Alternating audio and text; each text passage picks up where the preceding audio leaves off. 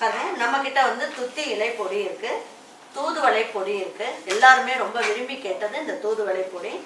வல்லாரை கீரை இலை பொடி இருக்கு. அதுக்கப்புறமா மணத்தக்காளி கீரை பொடி இருக்கு.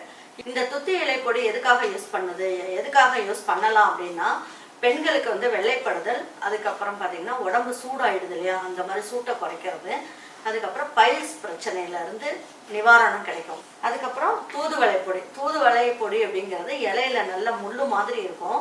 இந்த பொடி எதுக்காகனா, இந்த நாக்கெல்லாம் வந்து பேச்சு ஒழுங்காக வராமல் நாக்கு குளறி குளறி பேசுகிறாங்க இல்லையா, அந்த மாதிரி இருக்கவங்க டெய்லி காலையில் ஒரு 4 இலையை எடுத்து வெறும் வாயில் பல்லு விளக்கிட்டு சாப்பிட்டீங்கனாலும் அந்த பேச்சு வந்து நல்லா தெளிவாக வரும். அதுக்கப்புறம் சளி பிரச்சனை இருக்காது.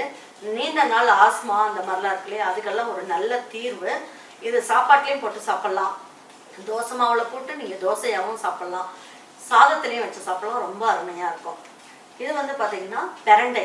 இந்த மாதிரி ரொம்ப நாளாக உடம்பு கை கால் வலி இருக்குது, எனக்கு வந்து ஸ்ட்ரென்த்தே இல்லைம்மா அப்படின்றவங்க எல்லாருமே வந்து இந்த பிரண்டை பொடியை நீங்கள் வந்து இட்லி தோசை சாதம் எல்லாத்துலேயும் போட்டு சாப்பிட்லாம். வேணும்னா இது தோசை மாவில் கலக்கியும் நீங்கள் வந்து தோசையிலையும் போட்டு சாப்பிட்லாம், ரொம்ப நல்லாயிருக்கும். ட்ரை பண்ணி பாருங்கள். இது வந்து பார்த்தீங்கன்னா வல்லாரை இலைப்பொடி. வல்லாரை இலைப்பொடி ஒரு 4 வெரைட்டிஸ் இருக்குது, ஒரு 3 வெரைட்டிஸ் இருக்குது. நம்ம வந்து இந்த வல்லாரை பொடியை வச்சுட்டு நான் பொடி அரைச்சிருக்கேன். இது ஞாபக சக்திக்கு ரொம்ப நல்லது. இப்போ இருக்க பிள்ளைங்களுக்கு வந்து ஒர்க் லோட் ரொம்ப ஜாஸ்தியானதுனால அவங்களுக்கே என்ன பண்ணலாங்கிறதே தெரியாமல் போயிடுச்சு. அந்த மாதிரி நேரத்தில் பரிச்சை இருக்க நேரத்துலலாம் டெய்லியுமே இந்த பிள்ளைங்களுக்கு வந்து நீங்கள் எந்தெந்த முறையிலலாம் ஒரு காய் செய்றீங்களா அதில் கொஞ்சம் போட்டு கொடுங்க. அதுக்கப்புறமா வந்து சூப்பாகவும் போட்டு கொடுங்க, இட்லி தோசையில் போட்டு கொடுங்க, அதுக்கப்புறமா சாதத்தில் இட்லி பொடி அந்த மாதிரிலாம் வச்சு கொடுங்க. கண்டிப்பாக ட்ரை பண்ணுங்கள். இது கஞ்சிப்பட்டி கீரைன்னு சொல்லுவாங்க, அதாவது மணத்தக்காளி இலை கீரை பொடி. இந்த மணத்தக்காளி கீரை பொடி வந்து பார்த்திங்கன்னா வயிற்று புண்ணு, வாய் புண்ணு எல்லாமே சரி பண்ணிடும். சுகர் பேஷண்ட்டு சாப்பிட்லாம், நிறைய ஃபைபர் இருக்குது. கண்டிப்பாக இதை செஞ்சு சாப்பிடுங்க, ரொம்ப நல்லாயிருக்கும்.